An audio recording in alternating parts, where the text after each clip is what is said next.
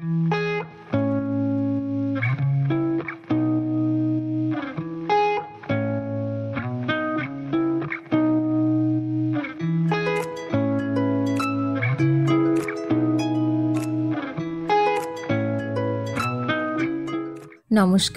Welcome back to my channel. চলে আসলাম অনেক দিন পরে একটা লং ব্লগ নিয়ে। আন্দামান থেকে মা, বাবা, দিদি, জিজা, পিসি সবাই মিলে এসেছিল ত্রিপুরাতে ঘুরতে। বাবা তো বিয়ের আগে এখানে এসে গেছিল, কিন্তু বাকিরা কেউই আসেনি। সবাই এই প্রথমবারই ত্রিপুরাতে আসলো। আর এখানে এসে তো প্রথম দিনেই ত্রিপুরাটা সবারই পছন্দ হয়ে গেছে। মাত্র এক সপ্তাহের সময় নিয়ে সবাই এসেছিল, আর এই এক সপ্তাহেই কোথায় ঘুরবে, কি দেখাবো, তার জন্য একদমই সময় না নষ্ট করে প্রথম দিনে প্ল্যানিং করলাম যে পরের দিন সাবরুমের জন্য বেরিয়ে পড়ব। কারণ সবারই বেশি ইচ্ছে ছিল যে ভারত বাংলাদেশ মৈত্রী সেতুটা দেখবে, তাই আমরা ভাবলাম তাহলে প্রথম দিনেই ওটাই দেখানো যাক। সবাই লাঞ্চ শেষ করেই বেরিয়ে পড়েছিলাম। স্টেশনে এসে এখানে আমাদের অনেক সময় ওয়েট করতে হয়েছিল, কারণ ট্রেনটা অনেকটাই লেট করে এসেছিল। তাই স্টেশনে এসে অনেকটা সময় হাতে পেয়ে এখানে সবাই যে যার মতো খুশি স্ন্যাক্স কিনছিল। আর এখানে ছিল অনেকগুলো কুকুর, তাই কুকুরদের জন্য কিছু বিস্কিটের প্যাকেটস নিয়েছিল।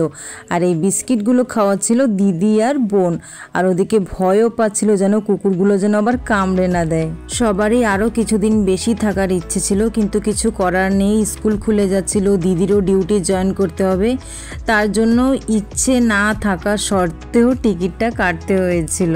আর দিদি এখান থেকে কিনেছিল কতগুলো চকলেট, আর এই চকলেট সবাইকে ভাগ করে করে দিচ্ছিল। আর এই বাবা জোর করে মাকে চকলেট খাওয়াচ্ছিল, যেহেতু মা কোনো দিন চকলেট খায় না, কিন্তু জোর করে চকলেট খাওয়াচ্ছিল।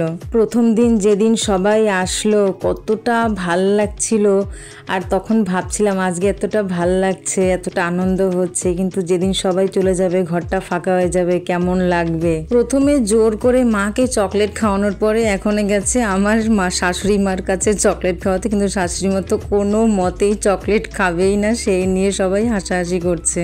আর পুরো স্টেশনে খুঁজছিলাম আমি আইসক্রিম, কারণ প্রচণ্ড গরম ছিল দুপুরবেলায়, কিন্তু কোথাও আইসক্রিম না পেয়ে শেষে কিনে নিলাম একটা কিটক্যাট। ট্রেনটা আমাদের এতটাই লেট করে এসেছিল যে গরমে সবাই বিরক্ত হয়ে যাচ্ছিল, কি করবে, সেই জন্য সবাই একবার স্টেশনের এই মাথা আর ওই মাথায় হেঁটে বেড়াচ্ছিল।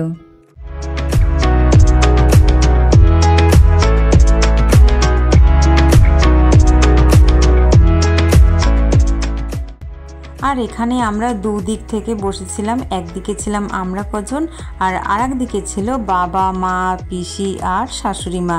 আর আমার পিসিকে দেখো, ভিডিও হলে তো কিছু না কিছু একটা করতেই হবে ক্যামেরার সামনে। আর এখানে দাঁড়িয়ে দাঁড়িয়ে সবাই উকি মেরে মেরে দেখছিল দূর থেকে কখন ট্রেনটা আসে।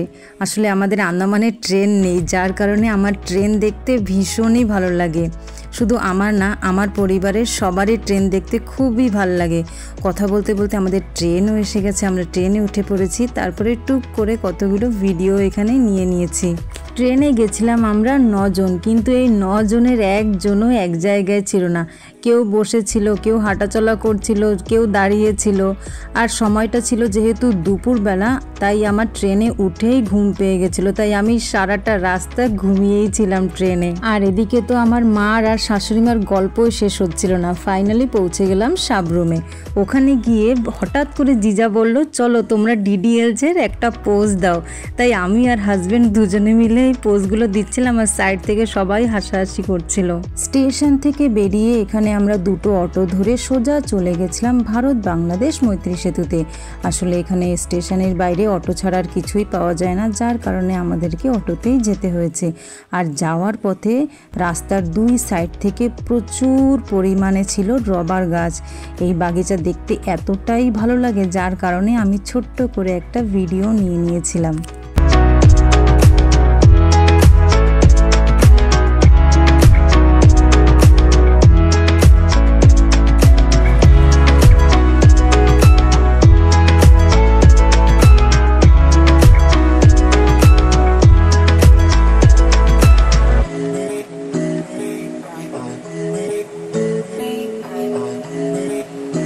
ফাইনালি পৌঁছে গেলাম মৈত্রী সেতুতে। এখানে এসে তো সবার ভীষণই ভালো লাগছিল, আর মা আর দিদি তো ভীষণ খুশি, সেটা তো ওনাদের মুখের হাসি দেখেই বোঝা যাচ্ছিল। আমি তো কিছুদিন আগেই এখান থেকে ঘুরে গেছি, তাও কেন জানি সেকেন্ড টাইম এসে আরও ভালো লাগছিল। কেমন একটা ব্যাপার না, নিজে একটা দেশে দাঁড়িয়ে সামনে থেকে আর একটা দেশকে দেখতে পাচ্ছি, এই জিনিসটাই ভালো লাগে।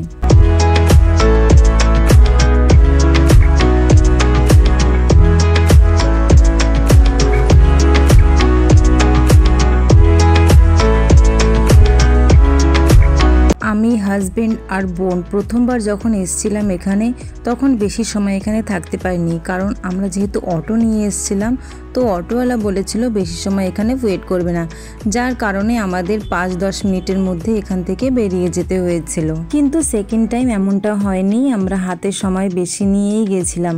প্রায় আধ ঘন্টার ওপরে আমরা এখানে ছিলাম। কি করব বলো, কারোরই যেতে ইচ্ছে করছিল না, জায়গাটা এতটাই সুন্দর। আসলে দেখার কিছুই নেই, অথচ আবার দেখার অনেক কিছু আছে এই জায়গাতে। তারই মাঝে পড়ছিল ঝিরিঝিরি বৃষ্টি, কিন্তু বৃষ্টিতে আর কি হবে বলো, সবাই আমরা ছাতা মাথায় দিয়ে এখানে ঘোরাঘুরি করছিলাম। আর এখানে তো সবার ভিডিও করা, ফটো তোলাই শেষ হচ্ছিল না। তারপরে সবাই দাঁড়িয়ে থাকতে থাকতে ক্লান্ত হয়ে গেছে, এখানে কিছু সময় বসে রেস্ট নিয়েছিল। আর আমরা স্টেশন থেকে যে স্ন্যাক্সগুলো কিনেছিলাম সেইগুলোই এখানে বসে খাচ্ছিল সবাই।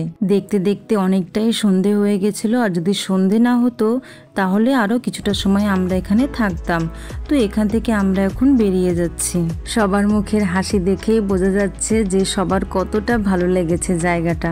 এই একই দিনে আমাদের যাওয়ার প্ল্যানিং ছিল বেলোনিয়া, যেহেতু একই লাইনে পড়ে, প্রথমে বেলোনিয়া তারপরে সাবরুম, তো ভেবেছিলাম একই দিনে দুটো জায়গায় দেখিয়ে দেব। কিন্তু যেহেতু এখানেই এতটা লেট হয়ে গেছে, এখানেই অনেকটা সন্ধে হয়ে গেছে, যার কারণে সবাইকে বেলোনিয়াটা আর একদিনে দেখাতে পারিনি। শুধু বেলোনিয়া কেন, অনেক জায়গায় সময়ের অভাবে দেখাতে পারিনি। এই 7 দিন সময় কোন কোন জায়গায় দেখানো যায় বলো তো?